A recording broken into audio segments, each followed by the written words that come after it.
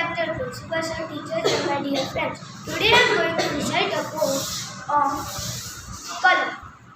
Blue, blue, the sky is blue. Water in the sea is blue. Blue, blue, the sky is blue. Water in the sea is blue. I like blue, don't you? I like blue, don't you? Red, red, the sun is red. When it is getting out of red, red, red, the sun is red. When it is getting out of red, I like red, don't you? I like red, don't you? Pink, pink, pink, pink, the rose is pink. Lips of the baby is pink. Pink, pink, the rose is pink.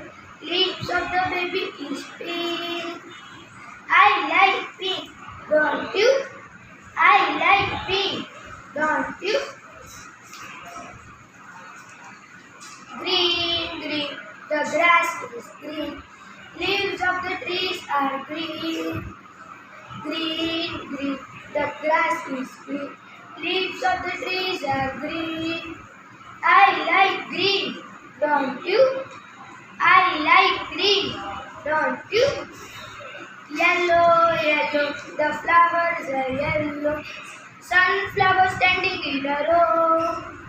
Yellow, yellow, the flowers are yellow. Sunflower standing in a row.